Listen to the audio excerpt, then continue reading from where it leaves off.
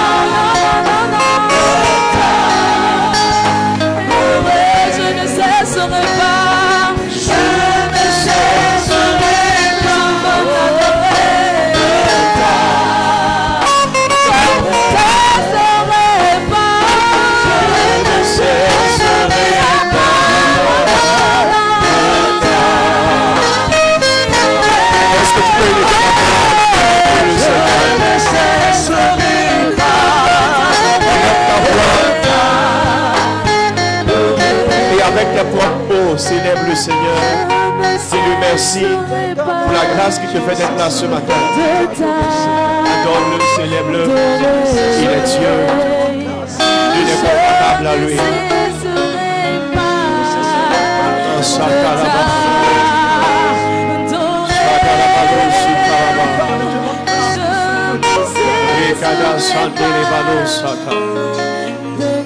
Oh Père, merci. Père, nous te bénissons et nous te rendons l'honneur et la gloire qui te sont dues. Merci pour ton esprit. Merci pour le privilège que tu nous accordes d'avoir accès à ta présence ce matin. Merci Seigneur de nous permettre de pouvoir commencer la semaine avec toi. Une heure dans tes parvis vaut mieux que 1000 ailleurs. Plonge-nous sous l'influence de ton esprit. Instruis-nous, enseigne-nous, visite-nous Et donne gloire à ton nom. Au nom puissant de Jésus. Donne-moi ton meilleur. Amen. Et est-ce que tu peux donner gloire au Seigneur par tes acclamations? Est-ce que tu peux donner gloire à Jésus, le roi des rois, le Seigneur des seigneurs, l'alpha et l'oméga, la raison pour laquelle nous vivons, la raison pour laquelle nous existons, celui qui donne encore la joie de vivre, celui qui donne le vouloir et le pouvoir, le mouvement et l'aide. Alléluia. Assieds-toi dans la présence du Seigneur et salue humblement celui qui est assis juste à ta gauche et juste celui qui est à ta droite. Et tu peux même saluer celui qui est juste derrière toi. Dis-lui, je suis ton voisin de devant. Je suis content que tu sois sur mes arrières. Alléluia. Que Dieu nous bénisse. Que Dieu te bénisse de toutes sortes de bénédictions. C'est une bonne chose de venir à l'église, n'est-ce pas? C'est là que Dieu nous veut. Et c'est là qu'on doit tout commencer. La Bible dit en Matthieu, le chapitre 6, il dit cherchez premièrement le royaume et la justice. Et tout le reste vous sera donné par-dessus.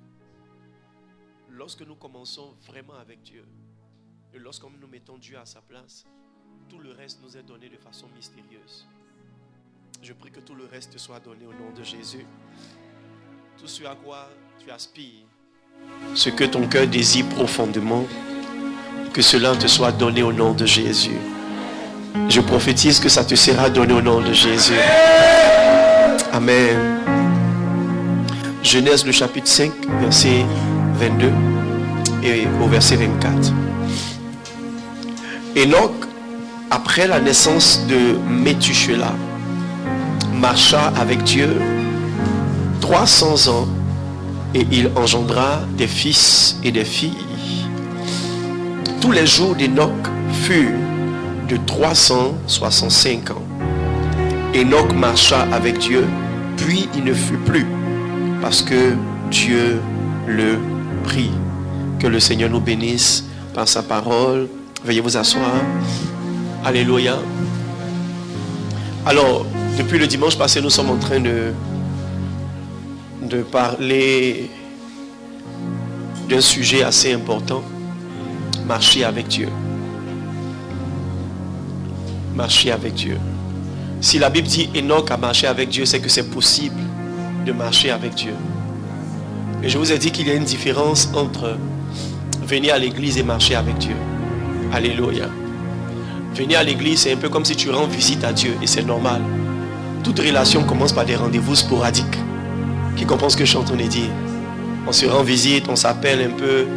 Tu viens me voir, je viens te voir. C'est là que l'amitié commence réellement. Amen. Donc lorsque vous avez l'humilité de vous déplacer pour aller à l'église, ce n'est pas la fin de votre relation avec Dieu. C'est le commencement de votre relation avec Dieu. Amen. Parce que vous voyez, si vous ne vous intéressez pas à quelqu'un, ce n'est pas évident que l'intérêt de la personne se tourne vers vous. Le Seigneur nous a enseigné le langage de l'amour. Il nous a dit, et ça c'est au travers de Jean, il dit, pour nous, nous l'aimons parce qu'il nous a aimé le premier. Lorsque nous manifestons l'amour, automatiquement nous créons l'amour. Et dans notre relation avec Dieu, ce que Dieu fait est toujours une réaction par rapport à nous, notre action. C'est pourquoi Dieu dit, revenez à moi et je reviendrai à vous. Lui, il est toujours prêt. Apparemment, celui qui n'a jamais été prêt, c'est toi. Amen. Dieu est prêt à marcher avec nous, mais nous ne venons pas à lui dans l'esprit de marcher avec lui. La plupart d'entre nous, nous venons à Dieu parce que nous avons des besoins. Et ce n'est pas mauvais. Ce n'est pas mauvais. Tu vois, si ta relation avec ton banquier, c'est quand tu dois faire de grosses transactions, que tu l'appelles, allô monsieur Kwasi, je viens te voir aujourd'hui. À chaque fois que son téléphone va sonner, il va se dire, c'est parce que tu as besoin de lui. Mais tu vois, il y a d'autres choses que ton banquier peut te dire. Récemment, j'ai appris qu'il y a des formules au niveau des banques qui peut vous permettre d'avoir beaucoup plus d'argent avec le peu que vous déposez là-bas. Mais si voici le banquier n'est pas ton ami, il ne peut pas t'instruire sur ces choses. Amen. À la rigueur, il aime quand ton argent est stocké. Parce que tu ne sais pas, mais ton argent ne dort pas. La banque utilise ton argent. C'est pourquoi souvent quand tu vas, on dit il n'y a pas l'argent. Ils ont mis dans quelque chose, l'argent n'est pas encore venu. Alléluia. C'est pourquoi si tu entretiens une relation avec ton banquier, ou au-delà des jours où tu vas faire les transactions, tu l'appelles. Allô oui, monsieur Kwasi. Allô oui, madame Kwasi. Comment tu vas? Oh non, j'ai pensé à toi ce matin.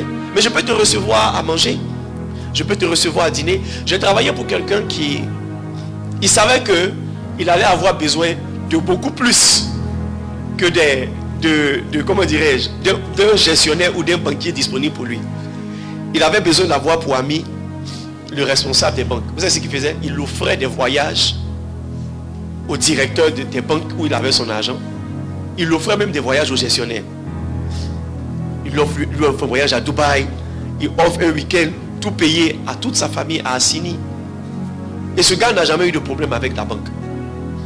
Alléluia. Et ce que nous faisons avec Dieu, c'est un peu ça. Nous préférons venir à Dieu pour lui poser des problèmes ponctuels. Et lorsque Dieu entend nos voix, il sait que c'est parce que tu es dans le besoin. Tu as besoin de quoi? D'argent. Tu as besoin de quoi? D'une femme, d'un mari.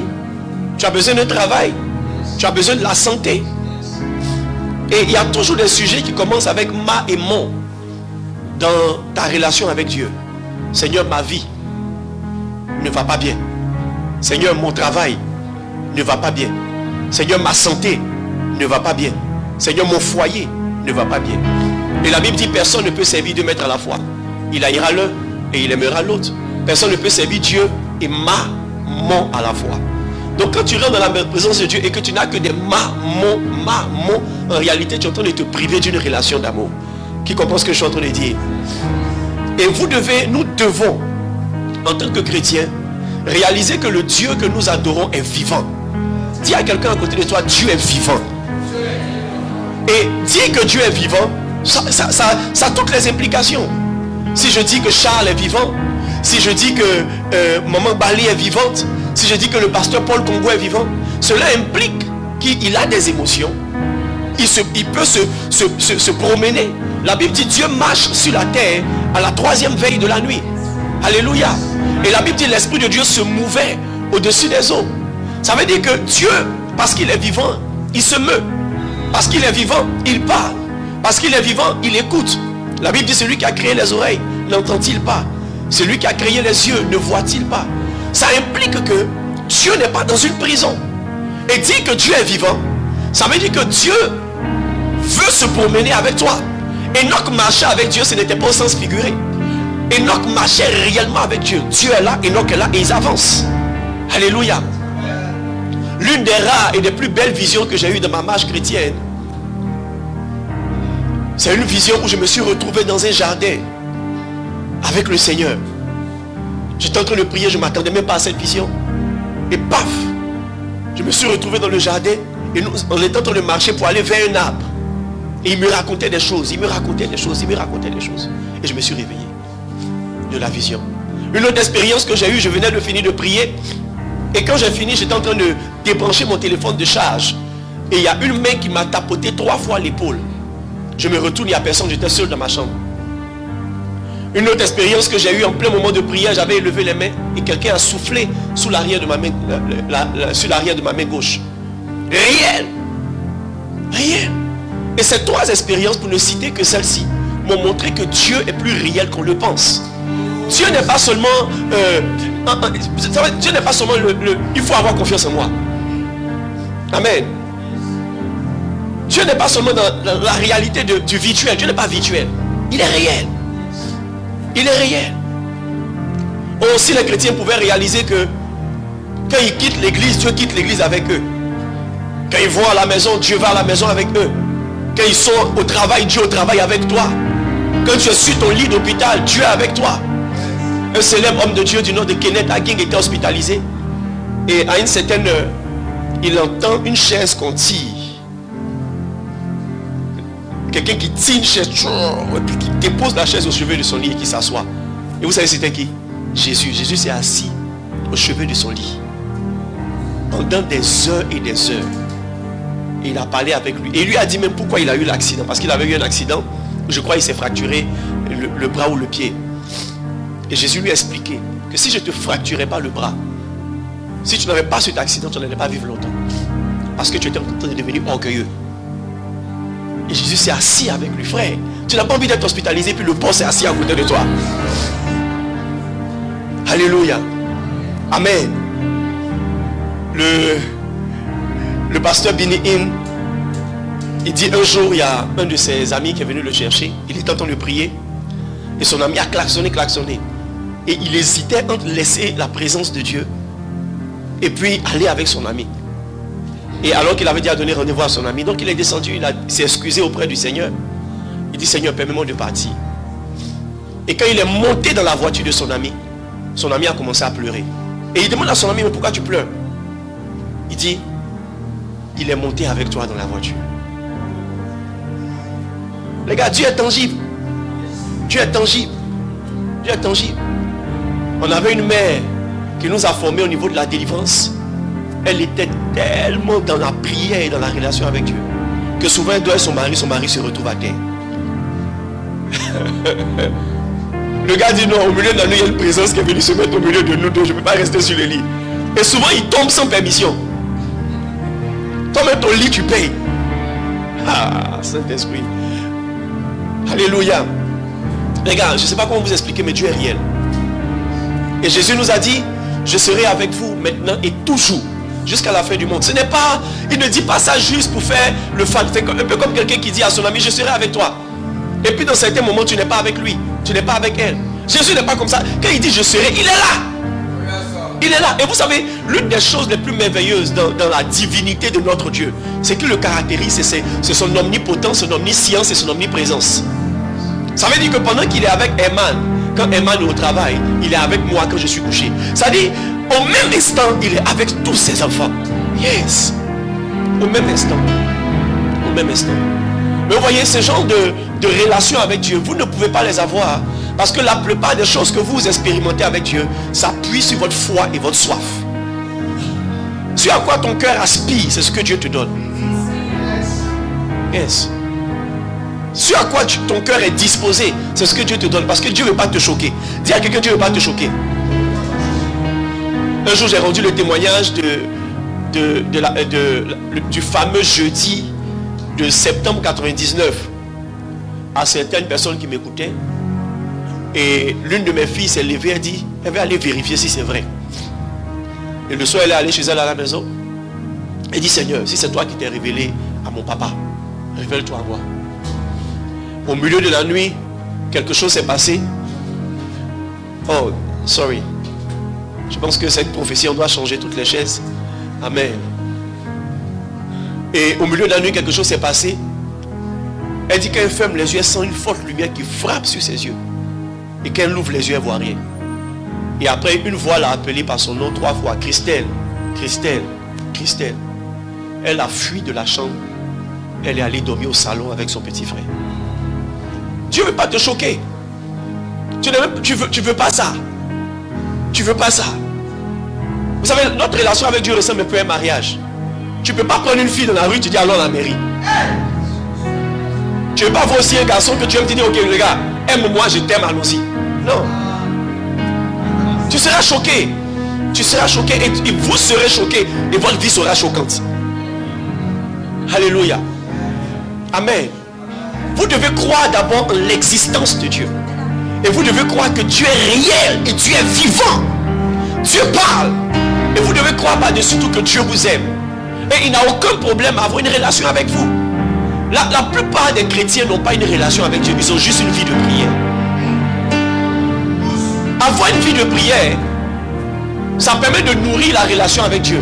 Mais la vie de prière, votre vie chrétienne ne doit pas se résumer à une vie de prière. C'est pourquoi il y a des gens qui ne prient que le dimanche. Ils ne prient que lorsqu'il y a les cultes. Et ils ne prient que lorsqu'il y a des problèmes. Mais pendant que tu es dans ta voiture, est-ce que tu ne peux pas prier? Pendant que tu entres sous la douche, est-ce que tu ne peux pas prier? Et j'ai le sentiment même que Dieu aime quand on est dans la douche. Parce que les personnes les moins spirituelles deviennent plus spirituelles sous la douche. Il y a des gens même qui n'ont jamais prêché, qui se voient en train de prêcher. Il y a des gens qui n'ont jamais chanté, qui se voient en train de chanter. Parce que Dieu retrouve Adam et Ève. Hey. Amen. Donc Dieu veut être là pendant que tu es dans la douche, pendant que tu traverses des moments de crise. Dieu est là. Dieu est là. Dieu est là. Oh, Dieu est là. Et tu es concerné par tout ce qui te concerne. Mais Dieu ne peut pas intervenir là où tu ne l'as pas invité. C'est pourquoi les limites de témoignage que tu as sont les limites de l'autorisation que tu donnes à Dieu d'avoir accès à ta vie. La Bible dit l'amitié de l'Éternel est pour ceux qui le craignent. Et son alliance leur donne instruction. L'amitié et l'alliance.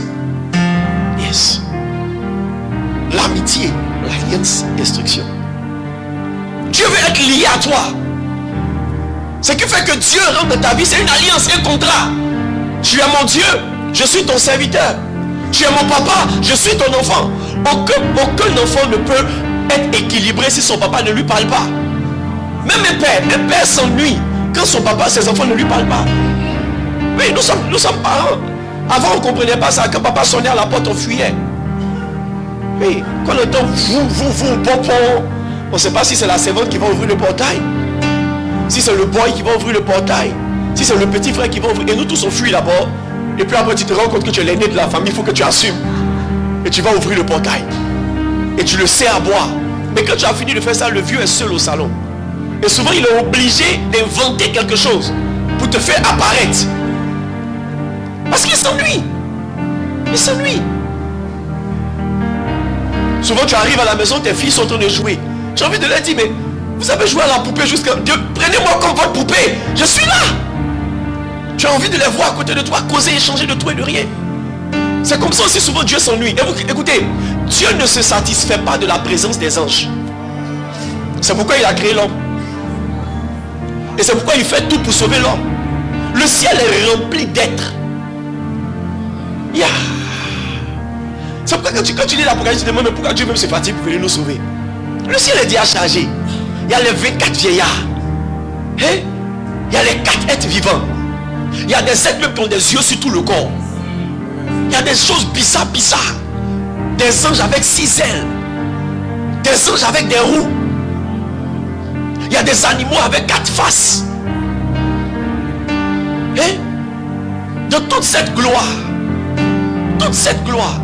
Dieu a besoin de ceux qu'il a créés à son image, selon sa ressemblance. L'une des raisons pour lesquelles Dieu nous sauve, c'est pas pour qu'on soit heureux seulement, mais aussi qu'on le rende heureux. En entretenant une réelle relation avec lui. Jean 4, verset 24, il dit les vrais adorateurs, ce sont ceux qui vont adorer le Père en esprit, en vérité, qui vont avoir une relation profonde avec Dieu, une relation quotidienne avec Dieu. Oui. L'une des choses que nos parents nous reprochent souvent, c'est on ne te voit pas souvent. Et tu sais ce que ça vaut. Et il y a beaucoup de gens ici, Dieu leur reproche de ne pas les voir souvent. C'est pourquoi souvent il laisse Satan venir remuer sa queue. Parce que si Satan vient taper Coco, tu vas l'appeler. Et c'est pourquoi Satan tape toujours Coco de nombreuses fois à ta porte. Parce que c'est le seul code pour que tu viennes dans la présence de Dieu. Coco avec la galère. Coco avec la maladie. Coco avec les incertitudes. Coco avec même les démons qui te poursuivent dans les rêves. Parce que Dieu te veut dans sa présence. Qui est prêt à changer sa relation avec Dieu? Alléluia. Qui veut marcher avec Dieu? Et Dieu aussi veut que tu marches avec lui. Et Dieu veut marcher avec toi. Si je veux m'arrêter sur ce point et raconter toutes les expériences bénies que j'ai eues dans ma marche avec le Seigneur, même si je ne suis pas encore satisfait,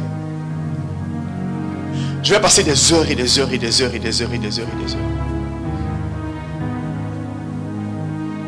Parce que Dieu est réel.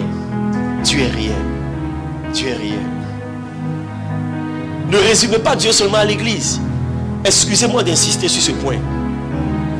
Vous savez, lorsque tu salues quelqu'un, la probabilité que l'odeur de la personne reste sur toi est mince. Mais lorsque tu passes des heures avec quelqu'un, l'odeur de la personne reste sur toi. Et souvent même vous commencez à avoir le même langage. À force de parler avec quelqu'un. À force de parler avec quelqu'un. Vous commencez même à voir les mêmes choses. Vous voyez les choses de la même manière. Alléluia. Vous commencez même à voir certaines choses en commun. À force d'être avec la personne. Vous savez pourquoi vous ne réussissez pas à parvenir à une réelle conversion? C'est parce que vous êtes loin de Dieu. Écoutez, Dieu même est conscient que tu ne peux pas te changer toi-même. Combien de fois tu n'as pas essayé d'arrêter ce que tu fais? Combien de fois tu n'as pas arrêté de mentir? Tu as essayé d'arrêter de boire. Et comme ta vie chrétienne en dents de scie. Tu es zélé aujourd'hui, demain tu retournes dans le monde. Parce que ce n'est pas dans tes capacités. Mais si tu marches avec Dieu, son amour pour la sainteté va rentrer dans ton cœur. Sa nature sainte va te contaminer. Sa nature de vérité va te contaminer. Et au fur et à mesure, tu vas commencer à sentir que tu aimes ce que Dieu aime. Et tu commences à détester ce que Dieu déteste. Yes. Et même quand tu es faible, quand tu marches avec Dieu, tu es fortifié. Parce qu'il est fort. Paul dit, c'est alors que je suis faible que je suis fort. Pourquoi? Parce que c'est dans ma faiblesse que sa puissance et sa grâce se manifestent. Tous les hommes d'exploit dans la Bible ont été des hommes d'exploit dans la Bible à cause du fait que le Dieu des exploits marchait avec eux. Yes. Ta vie peut devenir meilleure. Satan profite des vacances qu'on donne à Dieu pour se donner du travail dans notre vie. Le jour de boulot de travail de Satan, c'est le jour de congé que tu donnes à Dieu. Hein? Donc imagine, tu as donné du boulot à Dieu. Hein? Tu as été avec Dieu samedi et dimanche. Et lundi, tu mets Dieu en vacances. Mardi, tu mets Dieu en vacances. Mercredi, tu mets Dieu en vacances. Jeudi, tu mets Dieu en vacances. Vendredi, tu mets Dieu en vacances. C'est là que Satan commence à travailler. Je connais tellement de personnes qui quittent l'église très heureuses, très épanouies et avec de nouvelles résolutions. Mais quand elles arrivent chez elles à la maison, c'est comme si elles reprennent le manteau de leurs émotions négatives. Et Satan sait comment t'envoyer ces choses. Parce que tu as donné accès à Satan. Yes. Vous savez, on parle de se décharger sur Dieu. Mais beaucoup de chrétiens ne savent même pas comment se décharger sur Dieu. Parce que personne ne sait comment le faire. C'est lui seul qui peut te montrer comment se décharger. C'est lui seul qui sait comment te décharger. Il sait. Et il va t'apprendre, tu vois. Si tu veux te décharger par rapport à telle chose, fais comme ça. Fais comme ci. Fais comme ça. Fais comme ci. Le Seigneur m'a appris à me décharger sur lui par rapport à tous mes challenges financiers. Vous savez ce qu'il m'a donné comme conseil? Il dit, n'y pense plus, prie. Parce que quand tu réfléchis à tes challenges, il n'y a pas de solution présente. Et si tu réfléchis trop, tu vas prendre crédit. Qui comprend ce que je te dis? Hein? Et ça remonte à longtemps. Le Seigneur m'avait demandé, quand j'étais à l'université, de ne pas prendre pendant toute une année scolaire. Il m'a dit, ne prends plus le bus. C'est pas que le bus est démoniaque, mais il voulait challenger ma foi. Il m'a dit, cette année, tu ne prendras pas le bus. Voici ce que je t'autorise à prendre, le taxi, le War ou l'Express. Il a dit, Seigneur, Amen. Je ne sais pas d'où ça vient. Quelqu'un m'a dit, mais tu vas te devenir orgueilleux. Ça fait longtemps que tu es orgueilleux. Ce n'est pas moi qui ai dit, c'est lui qui m'a demandé. Et c'est cette année où ma mère a eu des problèmes financièrement, où mon père m'avait régné à cause de mon engagement dans le Seigneur. Mais Dieu merci, ça va avec mon père. Je rends ce témoignage juste pour le souvenir, mais pas pour la réalité. Alléluia. Aujourd'hui, ça va très bien avec mon père. Amen. Mais cette année, j'avais aucun soutien financier. Et c'est cette année-là que le Seigneur me dit, compte sur moi. Je vous assure, cette année, Dieu a suscité des anges étranges. Des anges étranges. Et c'est comme si mystérieusement, chaque semaine, j'avais de l'argent. Et vous savez, quand mes parents me soutenaient financièrement, quand je finis de payer mon transport, il me reste 150 francs pour manger à midi. Donc souvent tu gères avec les plissi-débit, panane braisée, avec arachide. Et les gens te disent, mais attends, à salé tu ne manges pas? Dis non, j'ai pas trop faim. J'ai appris l'obéissance par les choses que j'ai souffert. Comment un étudiant comme moi, tu ne manges pas avant d'aller à l'école. Après les gens sont surpris que ça ne va pas à l'école. Amen. Mais je vous assure, cette année où Dieu m'a dit, compte sur moi. C'est là que je mangeais shawarma à midi. Le jour où tu me vois manger ballon braisé, c'est que j'ai envie de manger ça. C'est là que je mangeais un burger à midi. C'est là que j'ai découvert une femme, et c'est pas si elle a du coup bien brillé, qui faisait du poisson. Sauce poisson. Bien pimentée. Frère, elle est de l'eau. Yeah. Et tu vois, tu manges bien. Et pendant cette période, je me souviens, un jeudi, j'avais commencé à manquer d'argent. Et je me souciais de la semaine qui vient. Et j'ai commencé à sentir une forte angoisse remplir mon cœur. Et j'ai senti le Saint-Esprit s'approcher de moi et me dire, n'y pense plus, je pourvoirai. Le même jeudi, quelqu'un m'appelle, prophète, est-ce que tu peux passer? Vraiment, j'ai pensé à toi, il faut passer, on va prier. Et on a prié.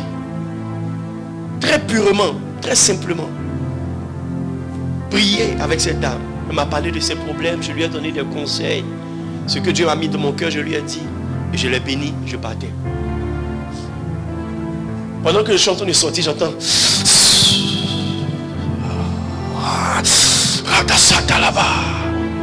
Je me retourne pour moi, l'onction en train de faire un travail. Et je regarde la dame, je dis, ça va maman? Elle dit, prophète, excuse-moi, attends-moi ici. Je me suis assis. Elle est rentrée dans son bureau et elle sort avec une enveloppe. Et voici le témoignage qu'elle me rend. Elle dit, je t'ai fait venir parce que tu vois, mes magasins ne marchent pas depuis quelque temps. Et je voulais que tu pries. Et par la grâce de Dieu, miraculeusement aujourd'hui, matin, ma fille a vendu. Et le bénéfice qui est là, j'étais en train de calculer son salaire dedans et les charges. Et voir comment j'allais compléter. Mais pendant que tu étais en train de partir, le Saint-Esprit me dit, cet argent est pour toi. Elle m'a donné l'enveloppe. C'était exactement 150 000 francs en nouveau billet de 10 000. Oui, en ce temps-là, où le jeudi est proche du vendredi, où le vendredi est proche, et puis 150 000 francs, c'était vraiment l'une de mes plus grosses offrandes dans la période. Voyez, le Seigneur m'a appris dans ma marche avec lui à lui laisser les problèmes financiers. Écoutez, Satan sait que ce que vous voulez contrôler vous-même, lui, il peut vous manipuler avec. Marchez avec Dieu, c'est avoir confiance en Dieu. Et Dieu vous apprend comment vous décharger sur lui. Beaucoup de personnes prient, Seigneur, je veux la paix. Je veux la paix dans ma relation, je veux la paix dans ma famille. Mais la paix dans la famille ne vient pas par la prière. Si tu marches avec Dieu, Dieu va te donner une attitude à avoir. Donc pendant que tu es en train de prier pour invoquer la paix, Dieu te donne la sagesse pour appeler la paix. Ce que j'essaie de dire, c'est il y a tellement de choses que vous ne pourrez pas apprendre à faire si vous ne marchez pas avec le Dieu qui peut vous décharger et qui peut vous apporter la solution. Il y a beaucoup plus d'avantages à marcher avec Dieu. Qui veut changer sa relation avec Dieu? Que Dieu nous aide. Et pour le faire, vous savez, comme je dis, Dieu veut marcher avec nous. Et Dieu est prêt. Mais tout ce que Dieu fait est en relation avec une action qu'on pose. Dieu, en ce qui concerne l'homme, Dieu n'est pas le Dieu de l'action. Dieu est le Dieu de la réaction. C'est pourquoi si tu pries, Dieu va t'exaucer. Si tu le cherches, il va se révéler à toi. Parce que lui, sa manifestation n'est pas conditionnée. Non, non, non. Il va le faire. Pour lui, là, il maîtrise le sujet. C'est toi qui ne te maîtrises pas toi-même. Pendant que tu demandes à Dieu, tu demandes aussi à Pierre, tu demandes aussi à Jacques. Donc, tu vois, quand tu es embrouillé, Dieu ne s'embrouille pas avec toi.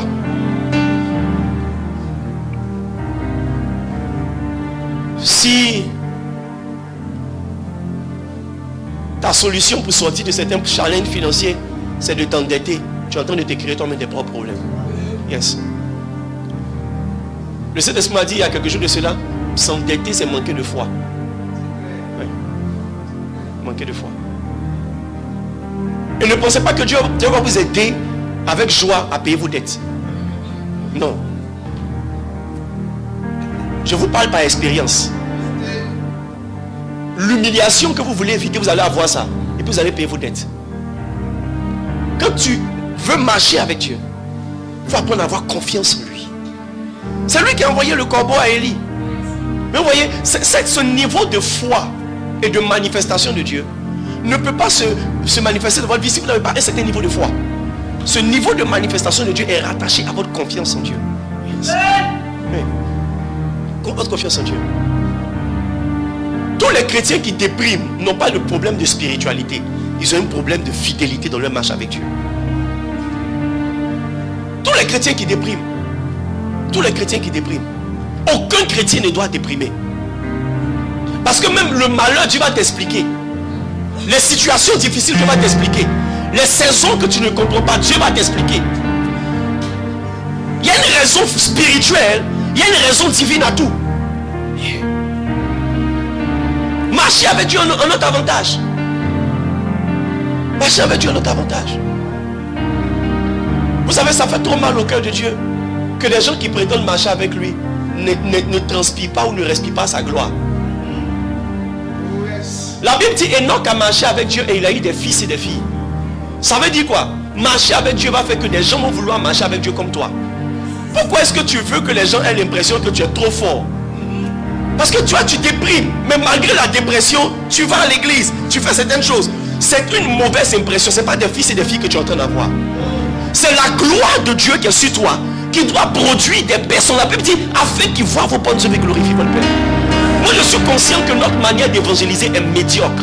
Parce que la gloire de Dieu n'est pas pleine sur nos vies. On parle plus qu'on ne montre les choses. Les apôtres ont commencé à prêcher après Jésus. Mais Jésus a dit non, vous allez recevoir une puissance et vous allez devenir mes témoins. Ça veut dire devenir le témoin là, c'est pas seulement témoin de parler, c'est témoin de montrer. On voit que tu es avec toi. Pourquoi le témoignage qu'on rend d'Isaac, on ne peut pas rendre ça de nous? Tu veux qu'on dise quoi? Tu es un homme fort.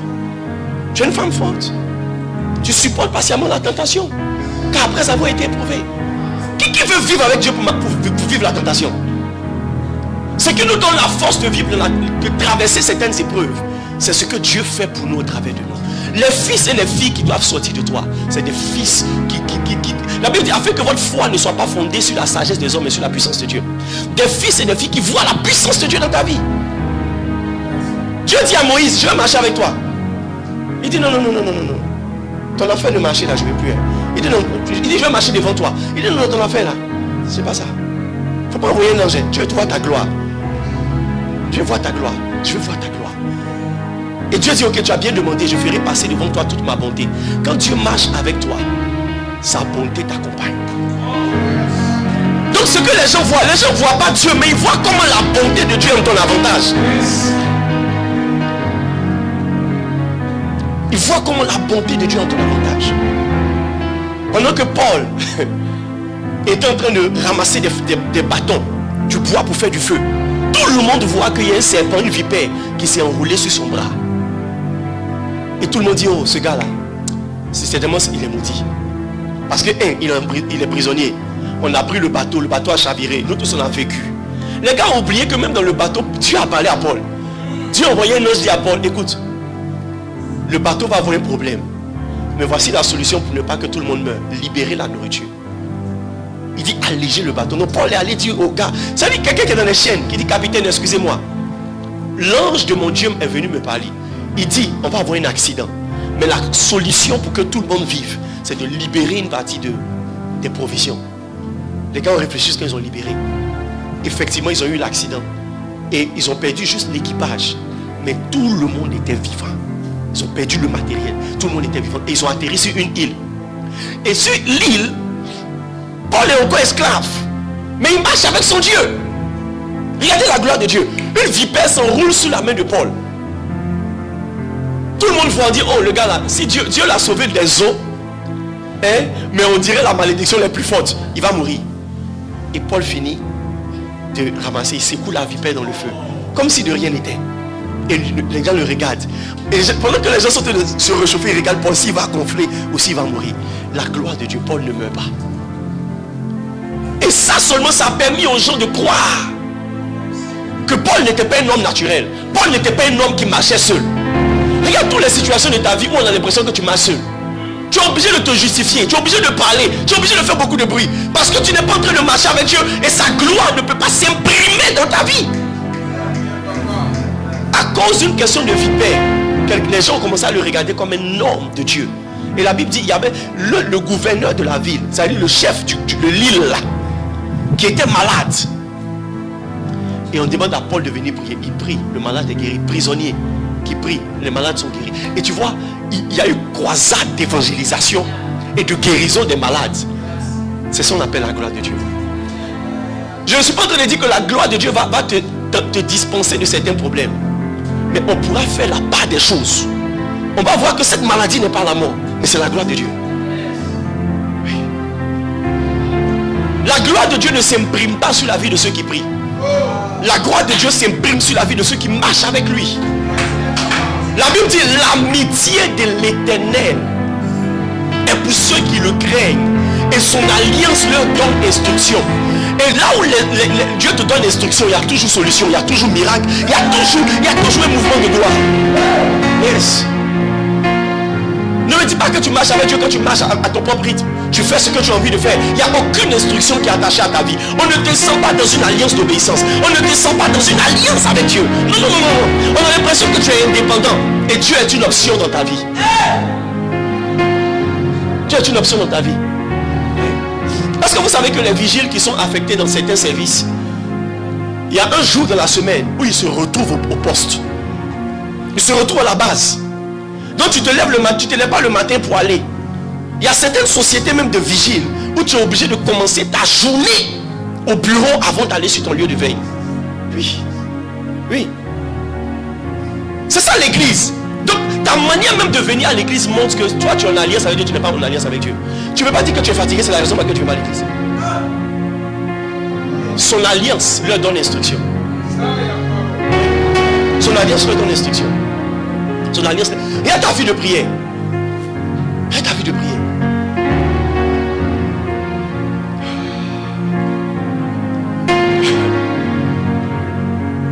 Les gars, Dieu est réel. Je dis toujours à mes gars, je prie tout le temps.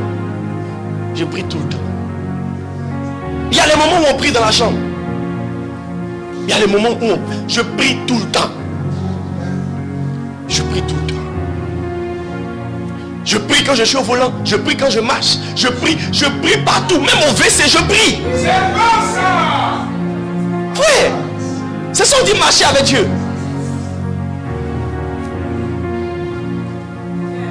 Et je ne suis pas satisfait parce que je pense qu'il y a un autre niveau. Si Dieu ne m'a pas encore pris, c'est que je n'ai pas encore bien marché. Mais vous voyez, c'est déjà un bon début. Toi, tu pries juste le dimanche. Tu pries juste le matin. Tu pries juste le soir. Tu pries quand tu as des problèmes. Et quand tu es content. Et quand tu es en train de travailler. Ah donc toi, ton Dieu t'a laissé travailler. Lui, il est parti travailler aussi. Non. Non. Les plus grandes révélations que Dieu m'a données, il ne m'a pas donné ça quand j'étais enfermé dans une chambre. Il m'a donné souvent assis devant mon ordinateur. Il m'a donné souvent assis au volant de ma voiture. Il m'a donné souvent en train de marcher. Tu peux entendre clairement la voix de Dieu te parler. Et souvent tu as l'impression que c'est ta pensée. Mais tu entends et tu sens cette présence. Ses orientations. Et souvent même tu as envie de penser à tes problèmes. Quand tu marches avec Dieu, souvent tu as envie de penser à tes problèmes. Et tu sens qu'il te décourage d'une certaine manière. Il change tes yeux de direction. Ton esprit, ça dit, ton esprit fait comme ça. Il revient. Parce qu'il ne veut pas te perdre. Si tu commences à penser à tes soucis, tu perds le réseau. Tu perds le réseau. Tu perds le réseau. Un chrétien doit être inquiet lorsqu'il ne sent plus la présence de Dieu. Un véritable chrétien doit commencer à être inquiet lorsqu'il ne sent plus la présence. Sentir la présence de Dieu, ce n'est pas la chaleur. Ce n'est pas la fraîcheur. Ce n'est pas tomber. Sentir la présence de Dieu, c'est la paix de Dieu qui surpasse toute intelligence. Gardera vos cœurs et vos pensées. Quand tu commences à perdre ta paix, c'est que tu es loin de Dieu. Dieu n'est pas loin de toi. Tout chrétien qui marche, c'est pourquoi j'ai dit tout chrétien qui déprime, revoyez votre relation avec Dieu, quel que soit votre niveau dans le ministère. Tout chrétien. Quand tu commences à perdre la paix, c'est que tu t'es éloigné de Dieu. Tu as commencé à prendre toi-même une direction. Il y a une autre voix qui te parle. Mais si tu marches avec Dieu, tout ce qui peut te troubler, il sait te récapter la fréquence. Oui. J'ai traversé une période où je redoutais que mon téléphone sonne. Oui. C'est l'une des raisons pour lesquelles j'ai arrêté de... Je veux plus vraiment faire certaines choses dans le professionnel. Il y a des trucs. Je cherche l'argent. Mais mon métier est stressant. J'ai plus besoin de ce stress. C'est un métier qui donne le pouvoir à l'homme sur toi parce qu'il t'a donné l'argent. Oui. Donc j'ai dit, Seigneur, en attendant, je ne veux plus parce que ça me fait perdre de raison. Mais tu sais, m'a encouragé pendant un certain moment. Et un jour, je sentais, j'ai prié à mon réveil, j'ai prié. Et je sentais que vers 9h10, j'allais recevoir un coup de fil. Quand l'idée même de penser au coup de fil m'a stressé davantage. Et ça, non, n'y pense pas. La Bible dit, ce que tu dois dire deviendra à l'instant même.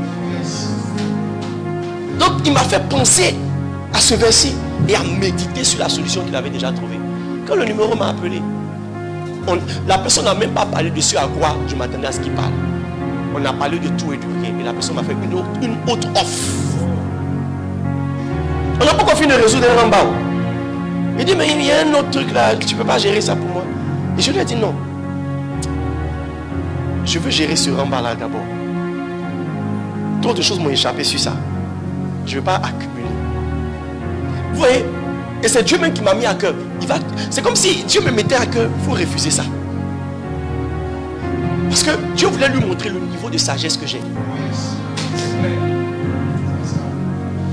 Le nouveau projet qu'il me proposait était plus juteux que le projet sur lequel j'étais en train de me débattre. Non. Je ne veux pas un nouveau projet. Je vais finir de résoudre ça. Ça va qu'à prendre le temps que ça va prendre. Quand je vais finir de résoudre, après on verra si on peut collaborer encore ensemble. Il dit waouh. Il dit mais tu n'as pas quelqu'un à me recommander. Il dit si, j'ai pris un numéro, je lui ai donné. Depuis ce jour-là, les gars me respectent d'une autre manière. Ils ont vu que je ne suis pas accro à l'argent.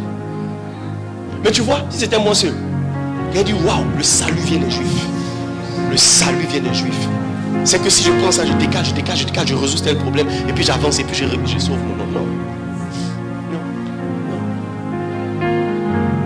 Vous savez, quand Satan marche à côté de toi, il te rappelle tes faiblesses, tes problèmes et tes peurs. C'est Satan qui te rappelle que tu es malade. Sinon, quand tu pries même, tu oublies que tu es malade. Satan te rappelle que demain, là, ton propriétaire doit t'appeler. Mais quand tu penses à la provision de l'Éternel, tu es calme. Tu dis non, tu vas faire. Souvent, ton propriétaire même vient te saluer. Mon propriétaire, quand il vient chez moi, il vient avec cadeau. Et puis, il ne dit pas pour m'encaisser. Yes. Il vit au Canada, donc quand il arrive, ah, monsieur Salé, je suis là, il faut que je te voie. Il me demande la permission. Est-ce que je peux faire le tour de la maison? Puis on va ensemble. Il dit, waouh, tu as traité ma maison comme ta propre maison. Il lui a dit, mais mon Dieu m'a appris. Si tu es fidèle à ce qui appartient à autrui, pour toi te sera donné. Il dit, ah bon, hein? Il dit, oui, c'est un musulman. Il dit, en tout cas, je suis rassuré. Mais monsieur Salé, souvent tu payes le loyer en décalement. Il dit, est-ce que je paye ou je ne paye pas? Je paye. Il dit, ah, c'est pourquoi on est ensemble. Et il m'explique maintenant, tu vois, la raison pour laquelle je veux que tu payes le 31, c'est parce que j'ai contracté des dettes pour construire telle ou telle maison. Donc la banque me coupe. Après ça, si je suis pas, mes différents locataires ne me payent pas à temps, je subis plus au niveau de ma famille. Il dit, ah, je comprends. Mais ça va aller, hein? Ça va aller. Une fois l'agence immobilière m'a appelé. Monsieur Azalé, vous avez dépassé les mois. On est en train de dire, calmez-vous. J'ai parlé déjà avec monsieur X, calmez-vous. Il dit, ah mais nous, il nous a commissionnés. Donc quand vous lui parlez, parlez-nous aussi. Il dit, lui il va vous parler. Frère, Dieu même te donne. Il dit, quand j'approuve les voies d'un homme, je dispose en sa faveur ses ennemis. Marcher avec Dieu, c'est pas que tu auras toujours l'argent pour satisfaire tes besoins, mais Dieu même va te donner le cœur des gens qui ont une certaine pression sur toi pour les calmer pour toi. Mais pourquoi tu veux tout résoudre avec l'argent? y a quelques semaines, je disais à Dieu, il a dit à Dieu, Seigneur, pendant qu'on a commencé les 40 soirées là, il a dit, Seigneur, tous mes problèmes se résolvent avec l'argent. Il dit, ne limite pas tous tes problèmes avec l'argent. Tous tes problèmes se résolvent avec ma présence dans ta vie.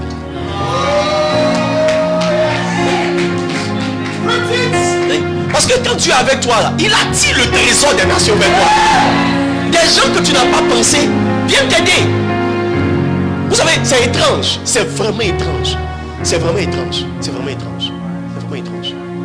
Au lieu de chercher à résoudre tes problèmes et de te déconcentrer, cherche à grandir dans ta relation avec Dieu et à avancer avec Dieu. Grandis dans la connaissance de Dieu. Daniel 11 verset 32. Ceux qui connaîtront leur Dieu agiront avec fermeté. La connaissance de Dieu n'est pas rattachée seulement au fait que tu aimes Dieu. C'est rattaché au fait que tu marches avec Dieu. Si tu ne marches pas avec quelqu'un, tu ne peux pas le connaître. Connaître les bonnes choses de quelqu'un ne veut pas dire que tu connais la personne. Connaître ce que la personne aime ne veut pas dire que tu connais la personne. Connaître aussi ce que la personne n'aime pas. C'est pourquoi la Bible dit son alliance leur donne instruction. Vous ne pouvez pas prospérer dans une relation avec quelqu'un si vous ne tenez pas compte de ce qu'il aime et ce qu'il n'aime pas. Et c'est ce qui fatigue certains chrétiens. Ils veulent que Dieu s'adapte à eux. Mais est-ce que vous savez que humblement Dieu s'adapte à nous? Depuis que la grâce est venue dans toutes les nations, Dieu s'adapte. Parce que si Dieu était seulement pour les juifs, si tu ne portes pas robe, boubou, que tu ne pries pas avec voile, Dieu ne va pas t'exaucer. Mais rends-toi compte que même au village où les gens portent Jacoto, le Saint-Esprit possède des corps là-bas. Dieu s'adapte. Maintenant, la seule chose qu'il cherche, c'est son alliance leur donne l'instruction. Quelle est l'instruction ponctuelle à laquelle tu dois t'aligner? Mais tu marches comme tu veux. Tu fais ce que tu as envie de faire et Dieu n'a qu'à réagir comme il veut. Et Dieu n'a qu'à être toujours prêt pour toi. Écoutez, la mauvaise relation que les chrétiens ont avec Dieu, c'est de compter juste sur la grâce de Dieu. Compter sur la grâce de Dieu, c'est compter sur la pitié des personnes. Parce qu'il n'y a aucune alliance. Aucune alliance. Je vais dire quelque chose de fou. Non, je ne dis pas.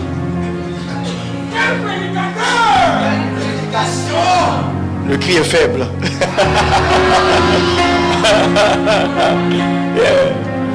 Amen. Non, je ne dis pas. Je ne dis pas. Non, je ne dis pas. Amen. Écoutez.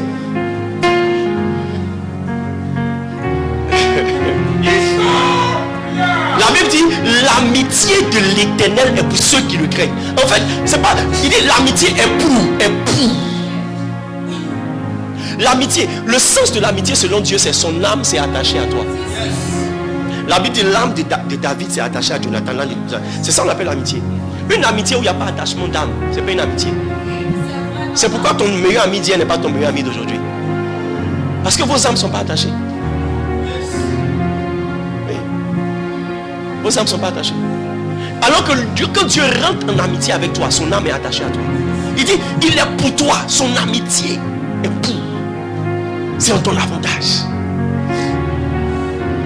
Il y a des personnes quand ils m'écrivent, en fait pas parce que j'ai problème avec eux, mais si mon téléphone sonne et il y a 10 numéros qui m'appellent sur 10 téléphones différents, il y a une note de décrochage. Et toi-même tu as ça, il ne faut pas me regarder. Il y a des personnes, quand tu es alité, qui t'appellent, tu as dit non, après je vais les rappeler. Mais il y a des personnes, il faut que ça sonne, tu décroches. Il y a des messages quand tu reçois, tu n'as pas envie de répondre. Mais il y a des gens quand ils t'écrivent, tu réponds. Tu sais pourquoi? C'est pas ça par niveau d'attachement. Mais vous ne faites pas ça par niveau d'attachement. Vous faites ça par niveau de profit. Lui là, il m'appelle, il peut me donner 10 000, mais lui il peut me donner quoi? Lui il m'appelle pour me demander, lui m'appelle pour me donner. Donc je décroche celui qui m'appelle pour me demander, pour me donner comme ça, je vais donner à celui qui me demande. Oui. Aujourd'hui, dans toute la liste de personnes que vous connaissez, il n'y a pas quelqu'un que vous pouvez mettre pour dire, lui là, en tout temps, je peux compter sur lui. Celle-là, il pleut, une neige, je peux compter sur elle. Parce que vous-même, vous savez le niveau d'attachement. Mais Dieu n'est pas comme ça. Dieu n'est pas un homme. Écoutez-moi très bien, c'est ce qui fait le problème. Écoutez, c'est ce qui fait la différence entre David et Saül. Saül était un roi par la grâce de Dieu. David était l'homme selon le cœur de Dieu. C'est pourquoi quand David a fait une erreur, Saül a fait une erreur, on l'a éjecté. David a fait son erreur, on l'a juste puni un peu, on l'a repositionné. Et puis même Jésus se fait appeler fils de David. Vous connaissez David? David est celui qui a couché avec Bathsheba, qui a tué son mari pour prendre sa femme. Il a enceinté la femme, la premier enfant, l'enfant est mort. David l'a enceinté encore, son enfant est devenu roi. L'enfant de femme que tu as volé chez quelqu'un, son enfant est devenu roi. C'est David, l'homme selon le cœur de Dieu. C'est l'homme pour payer sa dot. Il a coupé testicules de plus d'une centaine de personnes. Pour payer sa dot. Il s'est levé la nuit comme ça. Il est rentré dans le camp de l'ennemi. Coupé testicules des gens. Excusez-moi les femmes. Coupé sang, prépuce. Il coupe testicules. Il fait circoncision en même temps. Il prend. Et puis il est venu déposer devant le roi. Celui seul. Tu vois comment Dieu, tu peux aimer quelqu'un qui peut tuer des générations comme ça. Parce que couper cette partie-là, tu viens de tuer des millions de personnes. Tous les enfants de Georges sont partis cette nuit-là. Tous les enfants de quoi? De Georges sont partis cette nuit. Il a tué des générations. Le gars, il est couché sur son lit de mort. Et puis il dit à son fils, avant que mes yeux se ferment, tue telle personne, tue telle personne, tue telle personne. Ça dit que pendant que les gens à la fin de leur vie cherchent à demander pardon à Dieu, lui il tue et puis il s'en va. Et la Bible dit Jésus est fils de David. Pourquoi? Parce que l'amitié de l'Éternel est pour ceux qui le craignent. Et son alliance leur donne instruction. C'est pour. C'est pour. C'est pourquoi vous qui critiquez les hommes de Dieu, critiquez les critiques, faites attention. Parce qu'il y a des niveaux de... Vous ne pouvez pas apprécier la relation de quelqu'un avec Dieu. Juste parce qu'il fait quelque chose que vous aimez. Non, non. Si vous rentrez, ça veut dire il y a des gens, si tu les critiques, même dans ta tête, Dieu va te fâcher avec toi. Tu es son enfant, hein? Mais Dieu va se fâcher avec toi. Myriam, prophétesse, Aaron, sacrificateur, ils ont critiqué Moïse. Et ce qu'il disait était vrai. Moïse a dit, ainsi parle l'Éternel, vous ne prendrez pas des femmes étrangères. Il a pris une femme étrangère. Lui-même Moïse, une jeune go étrangère. Moses. Et ils ont raison parce que au-delà même d'être ses collaborateurs, ce sont ses frères. Myriam, c'est sa grande soeur. Aaron, c'est son cousin. Ils ont commencé à dire non, le gars il décolle, le gars il décolle. Dieu dit, et puis c'est Dieu qui vient dire à Moïse, écoute, les deux là, ils sont en train de te critiquer dans leur chambre là-bas. Et il connaît Moïse, il sait que si il n'agit pas avant de finir de parler, Moïse va commencer à dire, Père, laisse-les tranquilles. Dieu dit, je les ai déjà frappés. Pendant qu'ils étaient en train de parler, Myriam a été frappée de lèpre, une prophétesse lépreuse.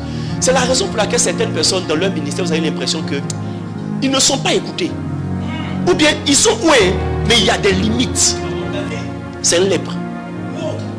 Et si tu cherches la lèpre, ce n'est même pas un péché. Tu as parlé d'un homme de Dieu. Tu as parlé d'un homme de Dieu. Et ce que tu as dit là était vrai. Mais le problème, c'est que Dieu est pour lui. Ce que je vous dis va vous choquer. Mais l'amitié de l'Éternel est pour ceux qui le craignent. Parce que lui, c'est mon ami. C'est vraiment mon ami. Tout homme de Dieu pour quelqu'un qui vous introduit dans une autre amitié. Nous tous les amis qu'on a là, c'est quelqu'un qui nous a recommandé. Même si aujourd'hui on est plus amis que... Mais c'est quelqu'un qui nous a introduit. C'est pourquoi vous voyez, même pour arriver à un certain niveau de relation avec Dieu, Dieu permet que vous ayez des pasteurs. Dieu permet que vous ayez des modèles, des pères spirituels. Pas parce qu'ils sont archi nécessaires, mais parce que c'est quelqu'un qui doit t'introduire. Quelqu'un doit t'introduire. Et si tu critiques quelqu'un dans sa relation avec quelqu'un d'autre, vous savez, il y a beaucoup de personnes qui ont perdu leur place de choix parce qu'ils se sont attaqués à quelqu'un que quelqu'un aime. Oui. L'une des clés pour grandir dans l'amitié de l'Éternel, c'est d'aimer ceux qu'il aime. Il ne faut pas chercher à savoir pourquoi il aime. Moi-même dans mon entourage, quand quelqu'un persécute quelqu'un que j'apprécie, cette personne-là recule par rapport à moi. Parce que c'est le manque de considération et d'amour et de respect que tu as pour moi qui fait que tu attaques quelqu'un que j'apprécie. Et je ne peux pas soutenir quelqu'un qui attaque quelqu'un que j'apprécie. Moi j'ai le droit de bombarder mes pasteurs. Mais quand quelqu'un critique mes pasteurs, oh!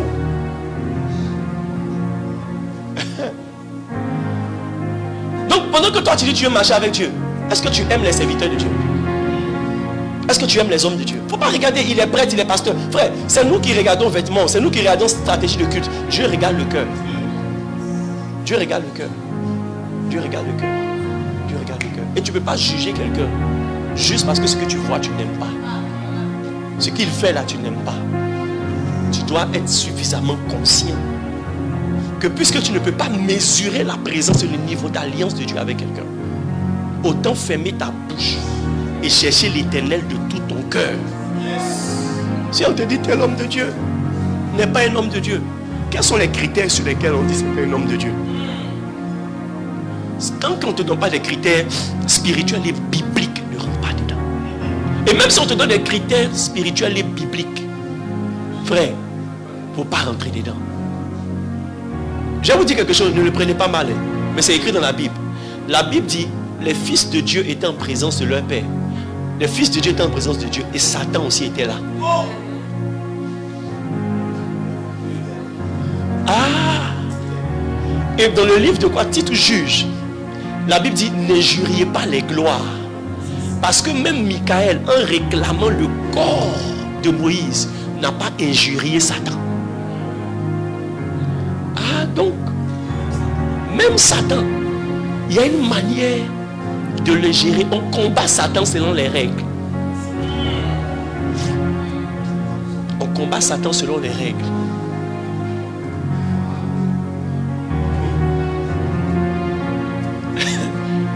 Frère, je sais que vous êtes troublé un peu dans cette partie.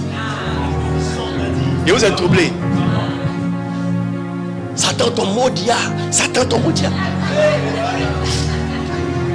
Tu vois, ta colère, la Bible dit la colère des hommes n'accomplit pas la justice de Dieu. Le nom contre lequel on peut aller contre Satan, c'est le nom de Jésus.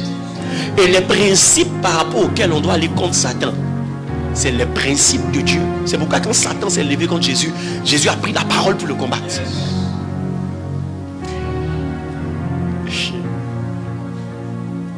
Mon chef du village, c'est un mystique. Il va mourir. Il va mourir. C'est Dieu qui établit les chefs. Même si sa manière d'exercer sa chefferie ne te plaît pas, si le chef, c'est que Dieu dans son orchestration mystérieuse a voulu qu'il soit là. Respecte son mandat. Ne le critique pas.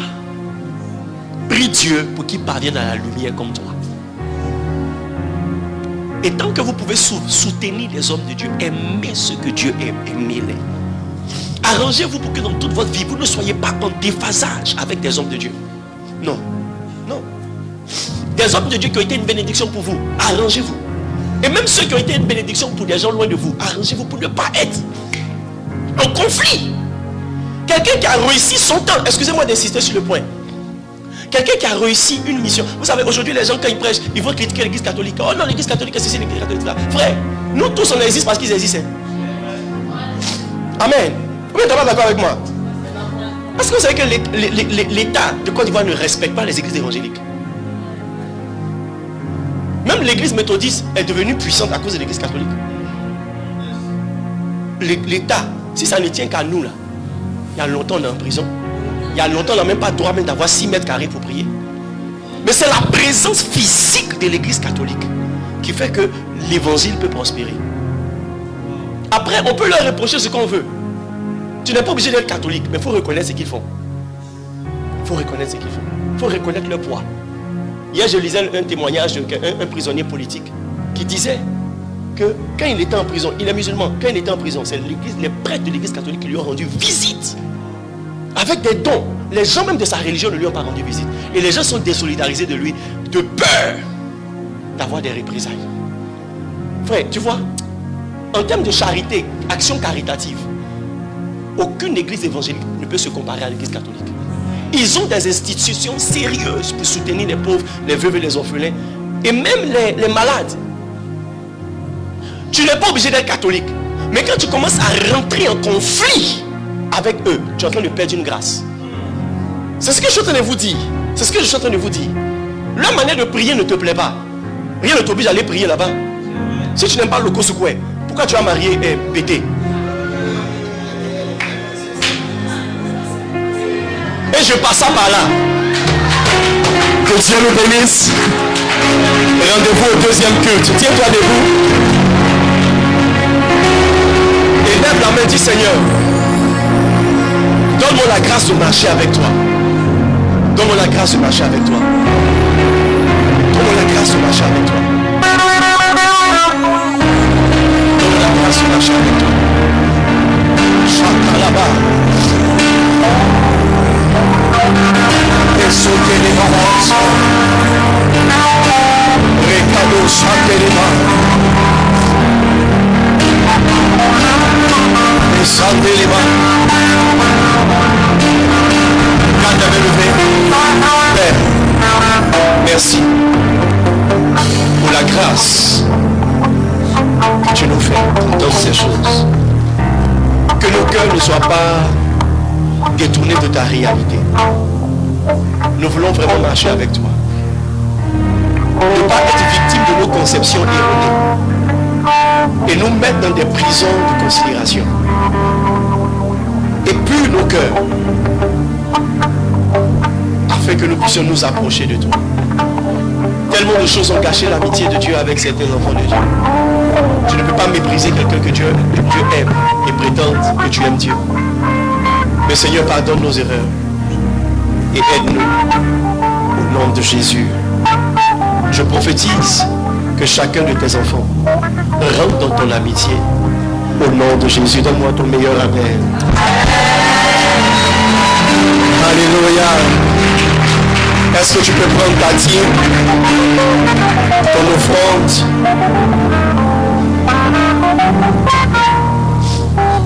Tiens-toi bien devant avec ta dîme et tiens-toi debout avec ton offrande. Nous allons honorer le Seigneur.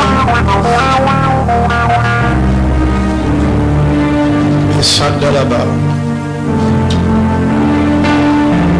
Lève ta dîme et nous prions le Seigneur. Tiens-toi des fonds d'alliance. Si tu as ton offrande d'alliance, viens rapidement. Merci Seigneur de recevoir nos libéralités. Bénis la vie de tes enfants. Souviens-toi d'eux en toutes choses. Au nom de Jésus. Amen. Le panier de gauche pour les dîmes et les offrandes d'alliance et le panier de droite pour les offrandes. Mais rassurez-vous que vos offrandes d'alliance sont dans le panier et en enveloppe d'offrandes d'alliance.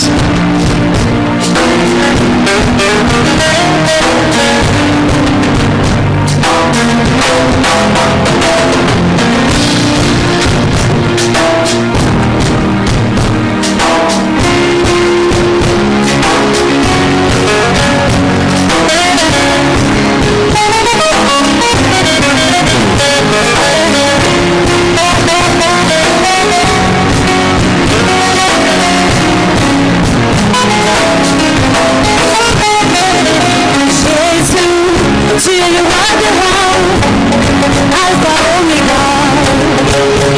C'est le grand Seigneur. Sois l'honneur, l'adoration, la louange et le possible à toi. Tu es Dieu. Jésus, tu es le roi des rois, Alpha Omega.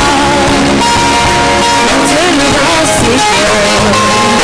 Sois l'honneur, l'adoration et la gloire, rien n'est impossible à toi.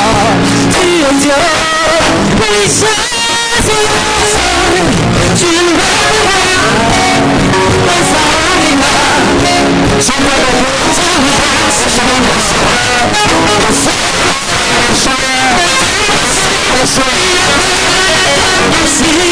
roi.